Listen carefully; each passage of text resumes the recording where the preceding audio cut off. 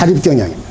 여러분, 이순신 장군이 삼도수군 통제사라고 그랬잖아요. 그 삼도수군 통제사면은 오늘날로 우리가 생각을 하면 해군참모총장이나 마찬가지예요. 근데 이 해군참모총장이라고 해도 무슨 이런 뭐 군사라든지 군량이라든지 군선 이런 거를 누가 공급해 주는 게 아니에요. 자기가 해결해야 되는 거예요. 그런데 이런 것들이 너무나 부족한 거죠. 가뜩이나 전쟁 중에 어떻게 이걸 조달을 하겠습니까? 그 중에서 가장 심각했던 것이 군량. 배고픈 군사가 싸울 수 있겠습니까? 그런데 당시에 이 백성들의 식량, 군사들의 군량이 얼마나 부족했는지는요, 임금의 어전회의, 임금이 주재하는 어전회의, 조정회의를 보면 알 수 있어요. 영의정 유성룡, 서해 유성룡이 이렇게 얘기를 해요. 성룡왈, 비단식 기사인 지육. 비단 죽은 사람의 살점만 먹는 게 아니라 산 사람의 살점을 먹고 있다는 거죠. 근데 포도군이 적어서 어떻게 금지할 수가 없다는 거예요. 병접한서 이덕형은 한술 더 뜹니다. 여기 뭐라고 그러는지 아세요? 덕형활, 부자 형제, 역상살식. 부자 간에도 형제 간에도 서로 잡아먹는 이 참담한 상황이에요. 저 경기도 양주에서는 도적들이 떼를 지어 일어나가지고 사람을 잡아먹는데 식인이 일어나. 얼마나 배가 고픕니까? 그래서 이 특단의 조치를 취하지 않으면 앞으로 사람을 죽이는 일을 멈추게 하지 못할 것입니다.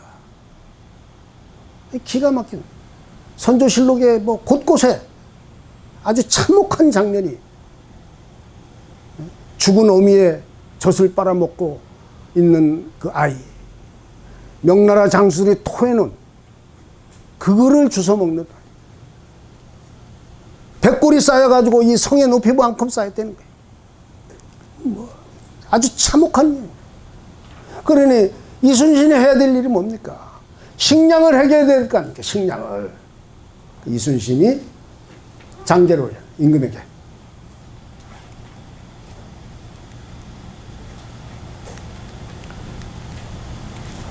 신이 둔전을 경작하겠다는 거예요. 농사를 짓겠다는 겁니다. 그래서 그 농사 수확의 반은 백성들의 식량으로, 반은 군사들의 군량으로 조달하겠습니다. 아주 구체적으로 올립니다. 저 여수의 돌산도, 고흥의 도양장, 거금도, 완도의 고금도, 해남의 황원목장, 이런 곳에서 농사를 지어서 식량과 군량을 조달하겠습니다. 이렇게 얘기를 합니다. 여기가 돌산도예요. 이거 제가 찍은 사진입니다. 돌산도가 어디냐? 여수. 돌산도 갓김치 나온 데 아시죠? 여기 행정구역이요. 여수시 돌산읍 둔전리예요. 둔전리. 지금 현재 행정구역이. 전국에 둔전리가 한 15개 정도 되는 것 같아요. 찾아보니까. 전국. 이순신이 여기다가 둔전을 경작하겠다. 근데 이분이 뭐라고 썼냐면, 이순신 장군이 피난민들을 돌산도에 들어가 살게 해서 농사를 짓게 하게 해달라 하는 장계를 임금에게 올려요. 거기 그렇게 써 있어요. 봉오리가 겹겹이 쌓여 있고, 이 지형을 얘기하는 거예요. 사방에 막혀서 적들이 들어올 수가 없고, 평지, 평평하고, 토질이 매우 비옥하기 때문에 피난민들이 들어가서 농사 짓고 식량을 얻었습니다. 제가 가보니까 어쩌면 그렇게 그 420년 전에 써놓은 그 내용이 그대로 산에 봉우리가 병풍처럼 쳐져 있고, 지금도 이렇게 농사를 짓고, 농사 아주 잘 돼 있어요. 이순신이 이렇게 군량을 공급하겠다, 둔전을 경작하겠다 그러는데, 이거를 빨리빨리 임금이 조정해서 허락을 안 해줘요. 이 한 달 후에 이 선조실록 보면 또 어전에서 뭐라고, 임금이, 야, 군사들 다 죽 건데 무슨 군사로 지금 농사를 짓겠다는 거냐. 임금이 이렇게 한탄만 하고 있어요. 자조 섞인 발언만 하고 있어요. 빨리빨리 윤호해 주지 않고. 호조판서 권익이나, 호조판서가 누굽니까? 백성들의 식량을 책임져야 되는 주무부처 장관이 호조판서예요. 신은 이순신이 장계하는 둔전은 절대로 성공하지 못할 줄 압니다. 요즘 헛소리 하는 사람들 많죠. 예나 지금이나 똑같아요. 그 조정 대신들이 탁상 공론만 하고 발목만 잡는 거예요. 그럼에도 불구하고 이순신은 거듭거듭 장계를 올립니다. 장계를 여러 번 올려. 농사 짓게 해달라. 결국 윤호를 해서 농사를 짓는 거예요. 하지만 이 전쟁 중에 농사를 지면은 얼마나 짓겠습니까? 외적도 싸워야 되고 막아야 되는데 그 농군들이 가서 또 싸워야 되는데 언제 농사를 짓겠어요? 그러니 수확을 하면 또 얼마나 없겠어요? 그러니까 이순신이 또 다른 조달 정책을 개발하는 거예요. 싸움이 없는 날에는 물고기를 잡아요. 소금을 구워요. 질그릇을 구워요. 그걸 갖다가 팔아서 군량을 조달을 하는 거예요. 계속해서 새로운 아이디어를 개발하는 거예요. 그래도 군량이 여전히 부족하니까 이번에는 기발한 경제정책을 개발하는데 해로통행첩이라는 걸 발행해요. 해로통행첩이 뭐냐? 당시 남해안에는요, 피난민들이 배를 타고 막 돌아다니는 거예요. 양식을 가득 싣고. 왜? 이순신이 지키고 있는 바다가 훨씬 더 안전한 거예요. 육지에서는 뭐 연전연패 당하기만 하니까. 그 식량을 싣고 가족들이 바다를 떠도는 거예요. 이순신은 경제의 교환 이론을 아시는 분이에요. 기브 앤 테이크. 안전을 지켜주는 대가로 군량을 받는 거예요. 해적 행위의 우려가 없는 배. 그죠? 간첩 행위의 우려가 없는 배. 이런 배에 한해서는 큰 배는 3섬, 중간 배는 2섬, 작은 배는 1섬. 이렇게 해로통행첩하고 바꿨더니 불과 열흘 만에 쌀 10,000섭을 거뒀다.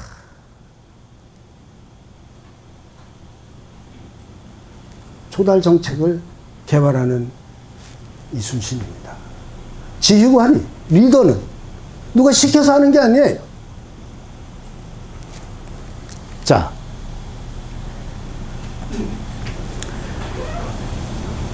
군선입니다. 수군이, 해군이 군선이 없으면 바다로 나갈 수 있습니까? 수군이 없으면, 수군의 배가 없으면 해군 자체가 무용지물이에요. 근데 이순신 장군이 전라 좌수사로 취임한 게 임진왜란 1년 2개월 전입니다. 신민년 2월 13일 날. 가서 딱 보니까 군선이요, 장부상 30척인데 쓸만한 배가 5척밖에 없다는 거예요. 임진왜란이 딱 일어났을 때 일본의 외선들이 거의 700척에서 1000척이 쳐들어왔어요. 근데 조선 수군이 충청, 경상, 전라 다 합쳐봐야 100여 척밖에 못 갔어요. 원균이 기록한 120척이 최고 많아요. 그 100여 척이에요. 10대 1입니다. 중과 부족이에요. 그러니까 이순신이 어떻게 합니까? 임진년 1년 딱 싸우고 나니까 우리 배를 더 만들지 않으면 안 되겠다. 그래서 이순신 장군이 배를 만들겠다고 또 장기를 올려요. 에? 혹시 여기 공무원들 계세요?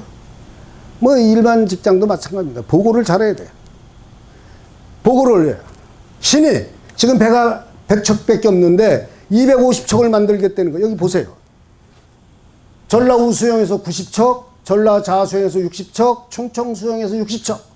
그리고 임난초의 피해가 가장 컸던 경상 우수영에서 40척. 이 250척을 만들겠다는 거. 거기다 만들었어요.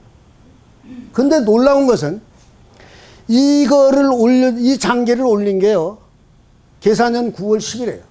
근데 3달 후에 윤 11월 17일 날 뭐라고 거기다 만들었다는 거. 3달 만에. 이 전쟁통에. 언빌리버블 하지 않습니까? 그런데 난중일기에 보면 해답이 풀려요. 난중일기를 보면 곳곳에 배를 만드는 장면이 등장돼요. 6월 22일 날 난중일기를 보면요, 전라 좌수영 오관오포에서 배를 만드는 목수 214명. 이거 나오죠? 2장 214명. 배를 만드는 일꾼 209명. 500여 명이 모여서 배를 만들고 있는. 그리고 그 다음날 일기를 보면요, 23일인데 아침에 목수들의 인원 점검을 했더니 단 한 명도 결근자가 없다는 거예요. 어? 더 중요한 거는 이미 뭐라 그래요? 신선 목판 필조래. 세배에 들어갈 밑판을 벌써 다 만들었다는 거예요. 아니, 이게 어떻게 가능합니까? 만들겠다고 장기 올린 게 9월 10일인데 6월 달에 벌써 만들고 있는 거예요. 3월, 2월. 계산년 내내 임금에게 장계는 9월 달에 올렸지만 이미 계산년부터 배를 만들고 있었던 거예요. 이게 이순신의 유비무환의 리더십인 거예요. 이게 리더입니다. 누가 시켜서 하는 게 아니에요. 자, 그렇게 했죠. 정유재란 때 아까 말씀드렸잖아요. 7천량 해전에서 다 전선도 수장되고 없었잖아요. 불과 13척 가지고 정유년 97년 9월 달에 싸웠대요. 그리고 고화도, 고금도 통제형을, 한산도 통제형을 완전히 이제 다 무너져 버렸으니까 거기에서 불과 서너 달 만에 또 배를 60척을 만들어요. 이게 자립경영이에요, 스스로. 에? 그래서 마지막 노량해전에서 조선 수군의 전선이 약 65척. 1년 만에. 그죠? 나는 다른 기록들이 많이 있지만 이순신처럼 이렇게 곳곳에 전쟁 내내 배를 만들고 이런 식량을 구하는 이런 유비무환의 리더십을 발휘하는 장수가 어디 있냐. 군사입니다.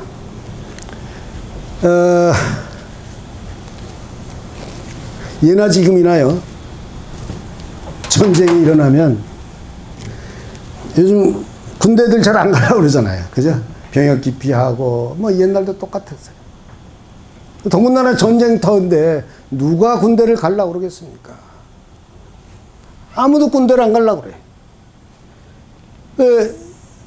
이순신의 기록을 보면요. 수군고을에 수군이 10명이라 되면 8명 내지 9명이 다 도망간다는 거예요. 그리고 순번이 돼서 차례가 돼서 입대를 해야 되면 10명 중에 하나나 둘밖에 안 온다는 거예요. 군사가 있어야 싸우는데. 이게 이순신의 얘기뿐만 아닙니다. 당시 영의정이면서 도채찰사였던 유성룡의 얘기도 똑같아요. 이분이 진시무차라는 기록에 보면 당시 중앙을 보위하는 군사가 편제상 4만 명이라고 그랬어요. 그런데 7,920명밖에 없다는 거예요. 20%밖에 없어요. 나머지 80%는 뭐냐? 다 도망가. 들어오지 않거나. 그러니까 편제상의 숫자는 전부 허수예요. 허수뿐인 군대. 그 이순신이 뭘 해야 되냐? 군사를 모으기 위해서 일단 도망병을 막아야 돼요. 그죠? 도망병을 막아야 되고 그 다음에 수군을 충원을 해야 되는데 그러기 위해서는 무서운 채찍 정책과 그리고 당근 정책을 베푸는 내용들이 난중일기 곳곳에 등장합니다. 먼저 채찍 정책으로는요. 대충 징발이라는 거예요. 도망을 가잖아요. 군사가 도망을 가면 그리고 또 입대를 안 하면 그 가족 중에서 이웃이나 가족 중에서 대신 징발을 해버리는 거예요. 원성이 굉장히 많았습니다. 그렇죠. 우리 같으면 지금 뭐 말도 안 되죠. 전쟁터니까. 그 뭐 임금, 선조, 왕세자, 광해군이 계속해서 유서와 영서를 내려보내요. 백성들에게 그 무리하게 징발하지 말라. 근데 원성이 자자하니까 이순신 안 됩니다. 그 전쟁은 어떻게 합니까? 이 전쟁 기간 동안만이라도 한시적으로 할 수밖에 없다. 이렇게 이제 계속해서 임금하고 이 장계로 소통하는 내용들이 나오죠. 대신에 이제 붙잡혔다, 잡혀왔다. 그러면 무섭게 처벌하는 거예요. 임진왜란 중에 난중일기에 부하들을 이렇게 처벌하는 내용이 한 123회 등장하는데요. 부하들을 이렇게 처벌하는 내용. 그 중에 28번이 사형입니다. 근데 사형이 그냥 사형이 아니에요. 참수하는 거예요. 여러분 참수하면 IS 생각나지 않습니까? 이슬람 국가, 이슬람 스테이트. 목을 치는 거예요. 그 다음에 효수를 해. 장대에다 높이 그 목을 걸어요. 순실하는 거예요. 모두에게 보여주는 거예요. 도망가면 이렇게 된다. 일벌백계를 하는 거예요. 저는 그런 기록을 보면서 깜짝깜짝 놀랍니다. 아, 이순신 장군이 정말 그렇게 가족을 사랑하고 부하를 사랑하고 백성을 사랑하는 이 정말 휴머니스트 이순신이 어떻게 이렇게 참혹한 형벌을 가했을까? 생각해 보면요, 이 현재 군형법에도 이런 얘기가 나와요. 현재 군형법 30조에 보면은 적전 시 전쟁 중에 군무를 이탈한 자는 사형입니다. 무기징역 또는 10년 이하의 징역에 처한다. 이렇게 돼 있어요. 이순신은 이미 16세기에 21세기형 군형법을 적용한 거예요. 현대 경영 이론에도 이와 같은 내용이 나와요. 사회 무질서 이론을 연구하는 미국의 심리학자, 범죄 심리학자 제임스 윌슨, 조지 켈링이라는 쓴 연구소에 깨진 유리창 이론이라는 게 있어요. Broken Windows Theory. 깨진 유리창 하나를 제때 갈아 끼우지 않고 그대로 방치하면 그 지점부터 계속해서 범죄가 더 확산되어져 간다는 거예요. 즉시 일벌즉결을 하지 않으면 이순신이 이 군사들을 처형시키는 그게 참혹한 게 아니에요. 제때 일벌백계를 하지 않아서 제2, 제3의 수많은 탈영병이 생기면 누가 전쟁을 하고 어떻게 나라를 구하고 그 황당한 상황이 더 참혹한 거예요. 대신에 이순신은 이제 당근 정책을 또 불죠. 억지로 끌러온 병사들이 많을 거 아닙니까? 그 노비들에게는 노비를 면천해줘요. 부역을 면제해줘요. 당시에도 요즘 얘기하는 친일, 반일 이런 게 있어요. 항회 순회라고 그러는 얘기하는데, 항회는 일본군이 우리 조선군에게 투항해온, 항복해온. 순회는 우리 조선군이 일본에 부역한. 이것들이 갖다 돌아오면 살려주는 거예요. 정보를 캐치하기 위해서. 이런 당근정책, 병사가 병들면 번영으로 보내요. 배를 타고 계속 다녀야 되니까 얼마나 힘들겠어요. 번영에 보내서 휴가를 보내죠. 어? 이렇게 당근정책을 베풀었더니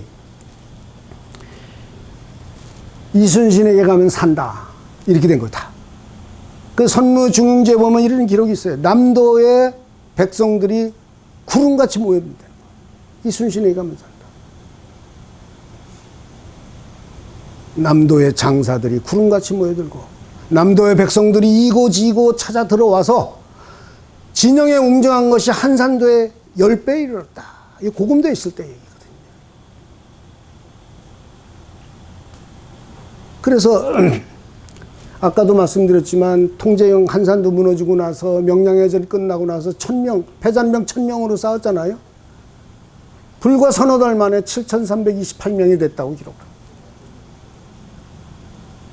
이게 이순신의 군사를 모으는 장면이죠.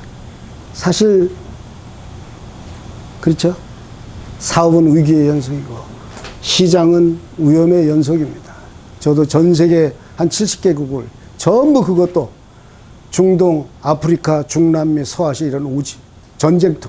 왜냐하면 방탄복 이런 군수 방위산업 물자를 수출하다 보니까 그게 제 시장이에요. 수많은 죽을 고비를 넘겼지만 그러나 우리가 자립한다고 하는 것은 그 어려운 위기를 극복해 가는 거예요. 절망하고 포기하고 미리 지쳐버리면 아무것도 할 수 없다는 것이죠. 이순신의 자립경영 리더십을 말씀드렸습니다.